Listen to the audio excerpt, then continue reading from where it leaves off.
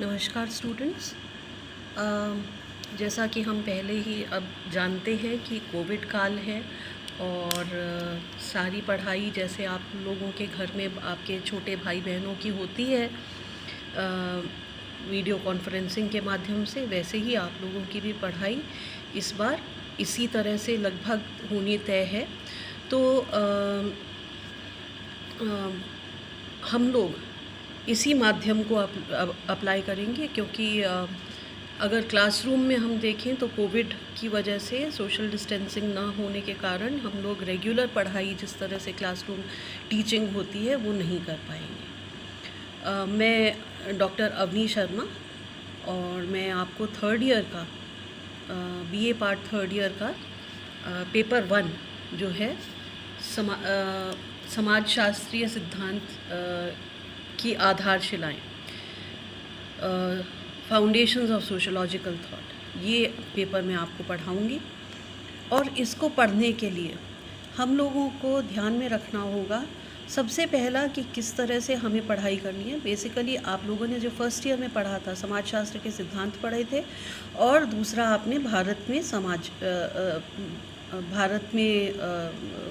का समाज पढ़ा था।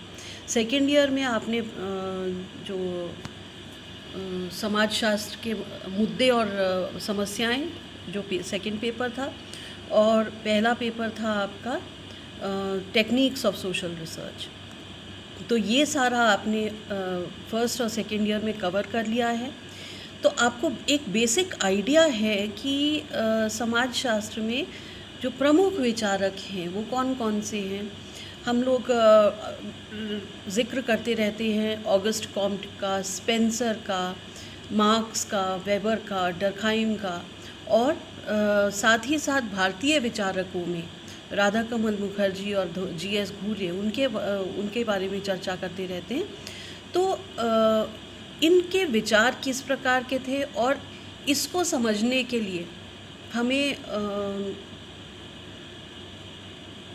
ये देखना होगा कि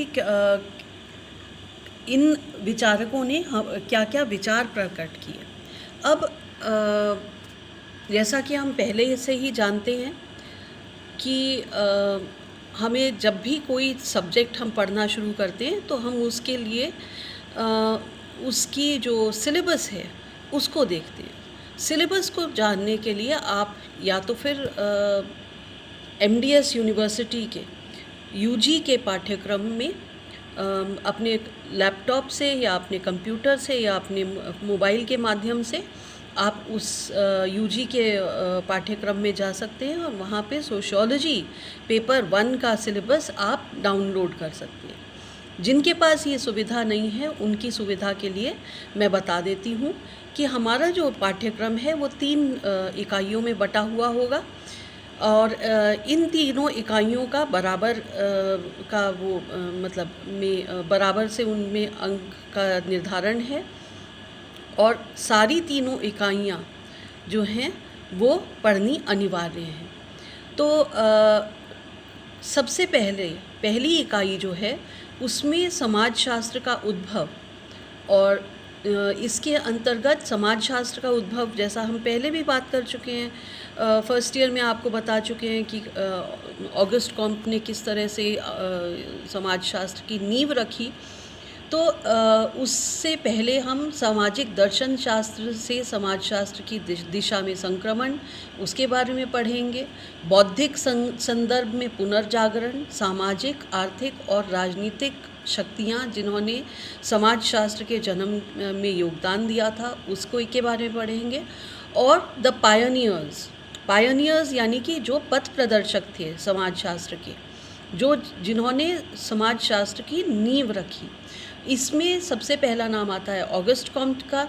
उनका जो फिलॉसफी है पॉजिटिविज्म, ये प्रत्यक्षवाद, उनकी एक महत्वपूर्ण फिलॉसफी है, उसके बारे में पढ़ेंगे। साथ ही हम हर्बर्ट स्पेंसर ने जो सामाजिक उद्विकास, सोशल इवोल्यूशनिज्म का जो थ्योरी दी थी उसके बारे में पढ़ेंगे, और मर्टन द्वारा दिया हुआ प्रकार्यवाद का सिद्धांत पढ़ेंगे। रॉबर्ट के मर्टन ने जो फंक्शनलिज्म का सिद्धांत दिया था उसके बारे में पढ़ेंगे। दूसरी इकाई को पर जब हम आते हैं तो उसमें आती है शास्त्रीय परंपरा, यानी कि क्लासिकल ट्रेडिशन। शास्त्रीय परंपरा में प्रमुख 3 विचारक हैं, एमिल डर्कहाइम, जिन्हें आप दुर्खीम पढ़ते हैं हिंदी में, मैं डर्कहाइम बोलूँगी तो इसलिए आप प्लीज़ कंफ्यूज मत होइएगा। दूसरे हैं मैक्स वेबर और तीसरे हैं कार्ल मार्क्स। तो एमिल डर्कहाइम के में हम जो 3 चीज़ें पढ़ेंगे, उनका सामाजिक एकता का सिद्धांत, सोशल सॉलिडारिटी का सिद्धांत, सामाजिक तथ्य यानी कि सोशल फैक्ट्स, और उनका आत्महत्या यानी कि सुसाइड का सिद्धांत। ये सुनने में अजीब लगता है कि हम सुसाइड के बारे में बात करेंगे, पर ये बहुत महत्वपूर्ण है हमें समाज को समझने के लिए कि समाज में आत्महत्या जो है वो एक सामाजिक तथ्य किस प्रकार से है। दूसरे जो प्रमुख शास्त्रीय परंपरा के विचारक हैं वो हैं मैक्स वेबर, जिन का सामाजिक क्रिया का या सोशल एक्शन का सिद्धांत बहुत महत्वपूर्ण है। साथ ही नौकरशाही यानी कि ब्यूरोक्रेसी और धर्म यानी कि रिलीजन, क्योंकि मैक्स वेबर ने अपनी कृति Protestant ethic and the spirit of capitalism में जो धर्म का सिद्धांत दिया था वो समाज को समझने के लिए, सामाजिक संरचना और प्रकार्य को समझने के लिए बहुत महत्वपूर्ण है। फिर तीसरे जो महत्वपूर्ण विचारक हैं उनको हम इग्नोर नहीं कर सकते, कार्ल मार्क्स, जिन्होंने उनकी बहुत सारी कृतियाँ रही हैं, बहुत जीवन पर्यंत वो बहुत लिखते रहे थे, और उन्होंने वर्ग संघर्ष, क्लास स्ट्रगल का सिद्धांत दिया था। द्वंदात्मक भौतिकवाद यानी कि डायलेक्टिकल मटेरियलिज्म। द्वंदात्मक भौतिकवाद ये एक बहुत बच्चों को थोड़ा डिफ़िकल्ट वो लगता है, टॉपिक लगता है, तो इसलिए आप रेगुलर क्लास अटेंड करेंगे तो आपको कोई भी समस्या नहीं आएगी। तीसरा है अलगाव यानी कि एलियनेशन का सिद्धांत। ये बहुत महत्वपूर्ण है क्योंकि आज के समय में एलियनेशन, अनोमी और एलियनेशन, अनोमी जो डर्कहाइम ने जो सिद्धांत दिया था और एलियनेशन जो कार्ल मार्क्स ने सिद्धांत दिया था, ये बहुत ज़्यादा समाज में आपकी उम्र के बच्चों को बहुत ज़्यादा प्रभावित कर रहे हैं। तो ये सिद्धांत हम लोग पढ़ेंगे। फिर तीसरी इकाई जो है वो हमारी देशज परंपरा यानी कि हमारी इंडियन सोशियोलॉजी जो है उसके बारे में हम पढ़ेंगे। भारत में समाजशास्त्रीय चिंतन का विकास किस तरह से हुआ, सोशोलॉजिकल थॉट किस तरह से विकसित हुई, और उसमें राधा कमल मुखर्जी और जीएस घुरिये का जो योगदान है उसको जानेंगे। तो राधा कमल मुखर्जी ने जो 2 महत्वपूर्ण सिद्धांत दिए हैं वो सबसे पहला है सामाजिक मूल्य का सिद्धांत और दूसरा है सामाजिक पारिस्थितिकी। सामाजिक मूल्य यानी कि सोशल वैल्यूज़ वो किस तरह से समाज को में देखने को मिलती हैं, और सामाजिक पारिस्थितिकी, अगर जो स्टूडेंट्स मेरे से पढ़ चुके हैं फर्स्ट ईयर में, उन्हें ध्यान होगा कि मैंने क्लास में बहुत स्पष्ट रूप से आप लोगों को बताया था कि परिस्थिति, पारिस्थितिकी और परिस्थिति ये 3 अलग अलग तथ्य विषय हैं। परिस्थिति जो सिचुएशन हमारी होती है उसे हम परिस्थिति कहते हैं। परिस्थिति जो स्टेटस होता है हमारे समाज में जो स्टेटस है उसे हम परिस्थिति बोलते हैं। और पारिस्थितिकी यानी कि इकोलॉजी जो हमारे चारों तरफ जो जितना भी संपूर्ण हमें जगत दिखता है, चाहे वो सामाजिक पारिस्थितिकी हो या जैविकीय पारिस्थितिकी, उसकी उस में सम्मिलित होती है। तो राधा कमल मुखर्जी ने सोशल इकोलॉजी, सामाजिक पारिस्थितिकी पर अपना महत्वपूर्ण योगदान दिया है। फिर हम आते हैं जीएस घुरिये के विचारों पे। जीएस घुरिये जो हैं वो समाजशास्त्र के, भारतीय समाजशास्त्र के अग्रगणी थे और उन्होंने बहुत ही महत्वपूर्ण अपने विचार दिए थे, और इनका भारतीय समाजशास्त्र में बहुत महत्वपूर्ण योगदान रहा है। उन्होंने जाति, वर्ग और व्यवसाय यानी कि कास्ट, क्लास और ऑक्यूपेशन, इस पर बहुत महत्वपूर्ण काम किया है। आप लोग फर्स्ट ईयर में पढ़ चुके हैं जाति और वर्ग के अंतर को, जाति और वर्ण के अंतर को। जाति क्या है, वर्ण क्या है, ये आप फर्स्ट ईयर में पढ़ चुके हैं। तो ये आपको जीएस घूरे के जो विचार हैं जाति, वर्ग और व्यवसाय पर, उसके बारे में हम बात करेंगे। और अंतिम जो उनका वो है विषय है, वो है सामाजिक तनाव, सोशल टेंशन, जो कि आजकल बहुत देखने को मिल रही है। आप लोगों को भी बहुत टेंशन है, किस तरह से आप लोग पढ़ाई पूरी करेंगे, किस तरह से अपना ईयर पूरा करेंगे और किस तरह से नौकरी पे लगेंगे या आगे का किस तरह की पढ़ाई करेंगे।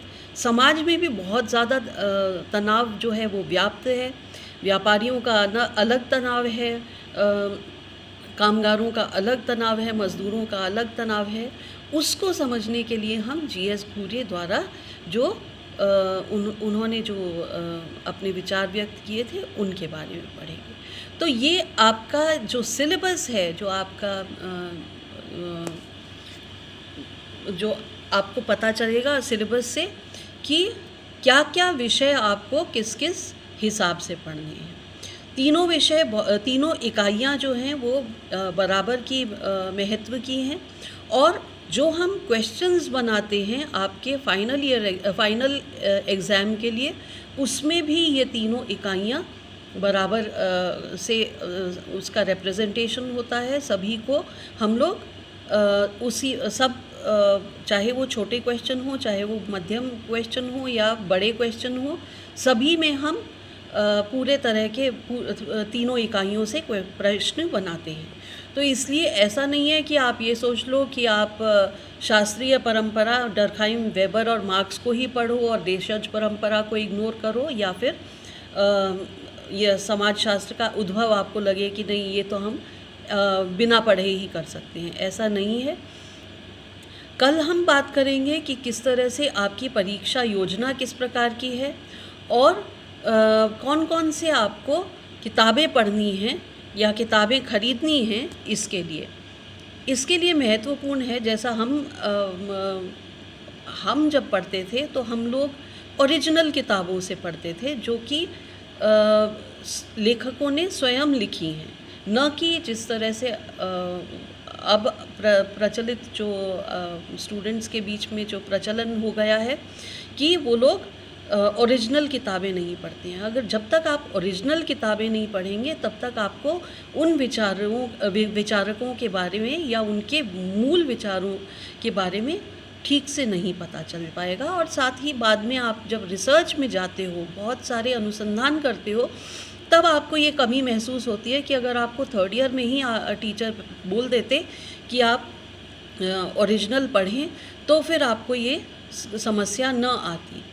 और मैं चाहूँगी कि इसके बाद आप बीए थर्ड ईयर करने के बाद आप कहीं अच्छी यूनिवर्सिटीज़ में, देश में बहुत अच्छी यूनिवर्सिटीज़ हैं, दिल्ली में, बड़ौदा में, पूना में, कलकत्ता में बहुत अच्छी यूनिवर्सिटीज़ हैं जहाँ पे समाजशास्त्र पढ़ाया जाता है, बम्बई में।